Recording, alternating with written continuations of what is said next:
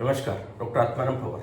Welcome to Unique Parayana, which is based on my understanding and your suggestions regarding the implementation of NEP.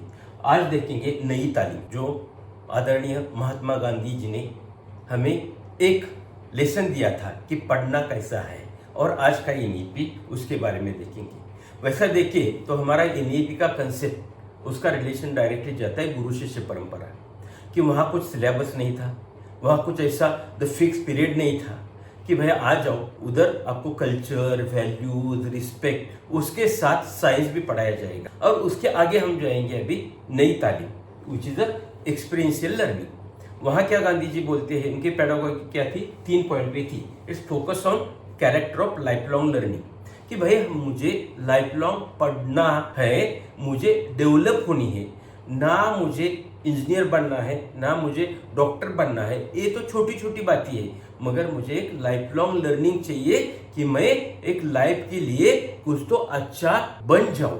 इसके लिए societal character के लिए teaching चाहिए, कि समाज की जो हमारी देन है, समाज की जिम्मेदारी समझना है, संभालना है, इसके लिए मुझे एजुकेशन चाहिए। और तीसरा बोला है कि होलिस्टिक चाहिए, कि होलिस्टिक नहीं चाहिए, मल्टी डिसिप्लिनरी चाहिए, होलिस्टिक चाहिए। मुझे सब बातें थोड़ी थोड़ी आनी चाहिए और एक आध बात एकदम स्ट्रांग आनी चाहिए कि उसमें हम लाइव करें। तो यही बातें बोलते हैं। तो बापूजी क्या बोलते हैं कि विजन क्या थी, ideal society consisting of small but self reliant communities. वहां ऐसा नहीं बोला कि जीडीपी चाहिए, बहुत पैसा चाहिए, सेटिस्फेक्शन चाहिए। और क्या चाहिए कि टीचर जो है, teacher should not be constrained by syllabus और curriculum, but he should make dialogue with the students. Student के साथ डायलॉग करके उनको क्या चाहिए, क्या प्रॉब्लम है, और कैसा उनको ऑलराउंडर बनाना, इसका उद्देश्य एम बापूजी ने बोला है। और क्या बोलते बापूजी, बापूजी का ये जो नई तालीम है और एक्सपीरियंस कहाँ से आया, जो ब्रिटिशर्स की टीचिंग की मेथोडोलॉजी थी, तो उनको बापूजी को पसंद नहीं आया। उन्होंने क्या देखा कि भाई इंडियन चिल्ड्रन विल गेट एलिनिएटेड, वो सेपरेट हो जाएंगे। वो सेपरेट कैसे हो जाएंगे, समाज में सेपरेट हो जाएंगे, करियर में सेपरेट हो जाएंगे। तो बोलते हैं career based thinking will become dominant. मैं डॉक्टर हूँ, तू चपरासी है, तू क्लर्क है, ये है वो है। और हमारे यहाँ समाज एक रहने के सिवा उसमें भी डिवीजन हो सकती है। ओनली जॉब के लिए काम करेंगे लोग, इनोवेशन के लिए नहीं करेंगे। तो बापूजी बोलते हैं हर एक टीचर हर हुनरी चाहिए, और स्टूडेंट भी हर हुनरी चाहिए, उसको कला चाहिए। तो कलाकार है, तो आर्टिस्टिक है, तो उसको स्किल डेवलपमेंट में ज्यादा इंटरेस्ट आता है, पैशन बनती है। तो the skill should be at the part of life, code of ethics और रिलेशनशिप, वेव ऑफ रिलेशनशिप, हमारे फैमिली में, हमारे फ्रेंड सर्कल में, समाज में एक रिस्पेक्ट और रिलेशनशिप कैसी होनी चाहिए, इसके बारे में बोला है। तो यही कंसेप्ट लेके एनईपी आज आगे आ रही है। 3 बातें यहाँ और भी अच्छी बोली है, और एग्रीकल्चर, लैंड कल्चर और कल्चर। मराठी में बोलेंगे शेती, माती और संस्कृति। कुछ भी हो आपका, मगर आपको खेती करना जमेगा, कुछ आप खेती करेंगे तो लाइफ में आप कभी भी प्रॉब्लम में नहीं जाएंगे। दूसरी बात, एग्रीकल्चर ऐसी सिस्टम है कि यहाँ मल्टीडिसिप्लिनरी है, टीम वर्क है, साइंस है, नॉलेज है, प्रैक्टिकल है। तो एक साथ में पूरा पेडागोगी पढ़ाया जा सकता है एग्रीकल्चर में। तो हमें एग्रीकल्चर में, हमें हर एक को एग्रीकल्चर करना आता है, थोड़ी खेती आती है, तो देश हमेशा समृद्ध रहेगा, ये गांधी जी का बोलना था।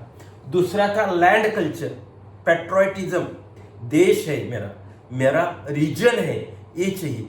आज हमें क्या पढ़ाया जाता है और क्या पढ़ना चाहिए, कि देशभक्ति पहली आनी चाहिए, ना कई समाज व्यवस्था जो आज रिलीजन में, कास्ट में है, उसमें नहीं। और लास्ट बोला है कल्चर, हमारा जो कल्चर है, हमारे जो वैल्यूज है, हमारी जो परंपरा है, वो पढ़ानी चाहिए। तो खेती, माती और संस्कृति, या एग्रीकल्चर, लैंड कल्चर और कल्चर, ये 3 वैल्यू से हमें आगे जाना है।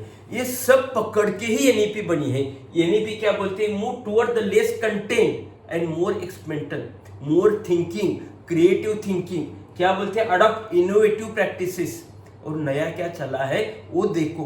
तो आज पेडागोजी एनईपी की वो ईडी वर्ड बहुत फेमस है इंडिया में, तो मैं बोलता हूँ ये education experimental integrated inquiry driven discovery discussion and enjoyable. तो एनईपी ईडी को प्रमोट करती है, और ये जो कंसेप्ट है वो हमें हमारी गुरु शिष्य परंपरा और यहाँ नई तालीम से मिलते। तो जो भी 3 अच्छे एक्सपेरिमेंटल बोले हैं जो इसके लिए लगते हैं, तो फार्मिंग करो, एग्रीकल्चर करो, आप सब बातें एक साथ पड़ जाएंगी, सीख जाएंगे। कुकिंग करो, तो मेरा बेटा स्कूल जाता है तो किचन में नहीं आना चाहिए, ठीक है, आप अभी सिटी में रहते हैं तो एग्रीकल्चर आपके पास नहीं रहेगी, गार्डनिंग रहेगा, गार्डनिंग करना सीखो। मगर किचन तो है हर एक के घर में, तो उनको पढ़ाओ कि भाई किचन में क्या क्या करना पड़ता है, हर एक जिम्मेदारी दे दो। उसके साथ जिम्मेदारी यही दे दो कि हमारा घर जो है, छोटा सा घर है, वो भी कैसा हम क्लीन करें, और हमारे घर के बाहर का भी कैसा क्लीन करें, जो हाइजीन है। ये तीनों भी बातें हर एक करता है लाइफ में, तो एनईपी का एक्सपेरिमेंटेशन करता है, एनईपी अडॉप्ट होती है, ये समझना। तो इतना सिंपल बनाए है एनईपी को, आज नहीं नई तालीम में बना है, गुरु शिष्य परंपरा ने बनाया है, आज 2020 में एनईपी आया है। मगर ये हमारा इंडियन लोगों का रूट है कि जो एनईपी आज बोल रहा है। तो एनईपी क्या बोल रहा है, नई तालीम एक्सपीरियंशियल चाहिए, स्किल बेस्ड चाहिए, सोसाइटल वैल्यू चाहिए, local and regional and national pride चाहिए हमें, बराबर है। एग्रीकल्चर इंडिया की स्ट्रेंथ है, हाँ, हर एक ने थोड़ा सा फार्मिंग करना सीखना चाहिए, बिहाइंड द सिलेबस जाना चाहिए कि इतना ही पढ़ाओ, 40 लेक्चर ले लो, 42 लेक्चर ले लो, 2 इंटरनल ले लो, 1 यूनिवर्सिटी एग्जाम ले लो, नहीं भाई। हाँ, बच्चों को क्या लगता है देखो, और होलिस्टिक बनाओ उनको, हाँ, ना कहीं सब्जेक्ट में उनको डिवाइड मत करो, आइसोलेट मत करो, तो ही बनेगी हमारी एनईपी। तो ये एनईपी अच्छी लगती है। बोबड़े है, प्रोफेसर बोबड़े MIT से, वो क्या बोलते हैं, culture and value based education ये मेरे एनईपी पारायण का मेन ऑब्जेक्टिव है, आत्मा है, बराबर है, वो सिंपल है। बाद में ये हमारे भारतीय विद्यापीठ डेंटल कॉलेज के श्रीनिवासन है सर, वो बोलते हैं कि IKS के ऊपर, IKS ज़्यादा हमने क्लियर नहीं किया उसका मेथोडोलॉजी, तो बहुत मुश्किल होगा, बोलते हैं कि वहाँ क्वेश्चन करना बहुत बार बहुत मुश्किल होता है कि वो ऐसा हो गया। मगर यही IKS अच्छी तरह लगाया तो we will be proud that India में ऐसा सब था, ये बोलना है हमारे डेंटल डॉक्टर सर का। अभी जाएंगे FDA की, फूड एंड ड्रग एडमिनिस्ट्रेशन के प्रवीण पवार है, वो हमेशा FDA में होते हुए भी एनईपी